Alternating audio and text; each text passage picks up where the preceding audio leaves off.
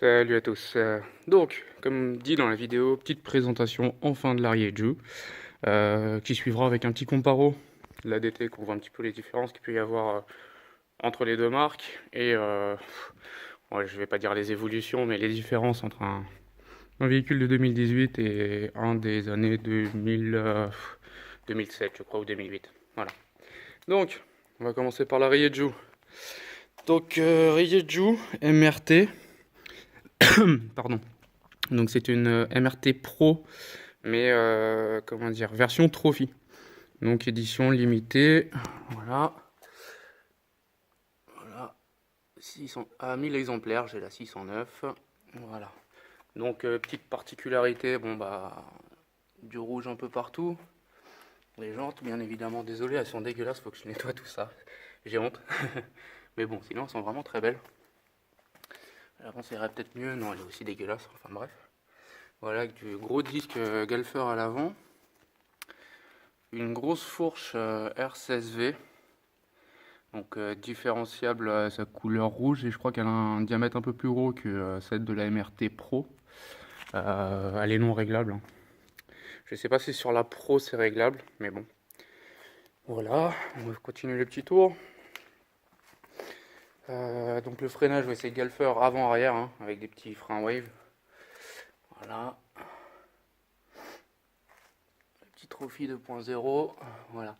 Aussi oui, une autre différence avec la MRT Pro, je trouve ça assez dommage, c'est que sur la MRT Pro de base, vous avez un amortisseur à gaz. Là, vous avez un amortisseur tout bidon, non réglable. Donc voilà, je comptais la garder toute d'origine, vu que c'est une édition limitée, mais si possible, je vais peut-être me faire un kiff d'amortisseur à gaz de MRT Pro. Je pense que ça passera un petit peu mieux, parce qu'en plus, je le trouve super dur. Voilà, sinon c'est une MRT classique, hein. Si ouais, vous avez l'échappement aussi en rouge. Voilà. Ah, c'est sympa, mais qui va dégager. De toute façon, je vais mettre un passage bas parce que entre le radiateur et le pot ici, je peux vous assurer que le mollet il crame, la cuisse aussi. Dès qu'il fait un peu chaud, c'est juste la merde. Voilà. Donc pour la petite MRT, tout à LED, hein, l'éclairage. Nickel. Alors, c'est vraiment pour moi, comparé à une DT par exemple, plus une cross montée Supermoto, hein.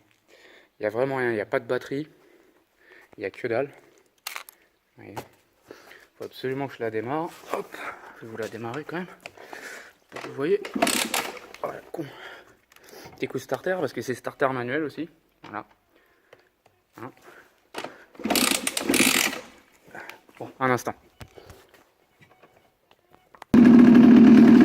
Voilà, donc un petit compteur tout bidon où il n'y a pas grand chose dessus, hein.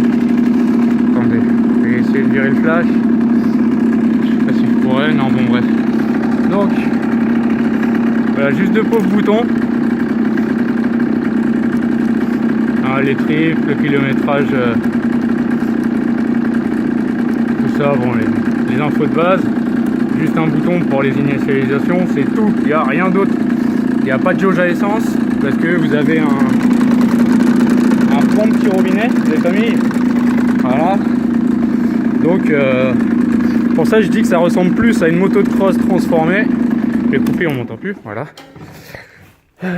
Je disais ça ressemble plus à une moto de cross transformée qu'à un vrai supermotard en fait. Enfin, c'est supermotard, disons, de ville. Hein. Ça c'est vraiment basé sportif. Le freinage à une main c'est une tuerie avec le frein Galfer. Franchement, à un doigt, ça plante la moto, c'est hallucinant. L'arrière, ça fonctionne pas trop mal. À voir, faut peut-être que le disque se fasse un petit peu. Donc voilà, dans l'ensemble, prendre un peu de recul. La Rieju. Voilà, il n'y a pas grand chose d'autre à dire. Au pire, si vous avez des questions, n'hésitez pas à les poser. Voilà. Donc, je vais continuer en comparant avec la DT. Ah oui, petit détail. Impossible de passer une béquille de stand standard là-dessous. C'est beaucoup trop bas. Puis de toute façon, après, je vais passer un passage bas, donc quoi qu'il arrive, ce sera mort pour moi. Mais bon, comparé à une DT par exemple, qui est vachement haute, et là, les pieds de stand standard passent nickel. Voilà, donc pour la DT, bon, bah, les freins sont plus petits à l'avant tout de suite, hein, avec un piston beaucoup plus petit, un simple piston. L'arrière ça va être la même, quoique ouais, c'est grosso modo la même chose pour les deux. Voilà, la DT est beaucoup plus imposante, je trouve, et beaucoup plus lourde. Clairement à pousser, c'est une autre affaire. Bon, faut se dire aussi que celle-ci a une batterie. Bon, elle a un starter manuel aussi, hein. Faut pas rêver de l'époque. Pour les deux, il n'y a pas de démarreur électrique. Les deux sont au kick. Ça bouge pas. Je pensais que sur un véhicule plus récent, il y en aurait. Mais bon, au final, je préfère ça. Ça fait moins de merde. Donc, bah, vous voyez la fourche, hein, à l'ancienne. Fourche de base, c'est pas la folie sur ces motos-là. Le freinage n'est pas folichon non plus. Bon, après, elle est plus toute jeune. Mais voilà, par contre, elle a une batterie. Mais il faut que je prenne les clés, ce serait peut-être mieux.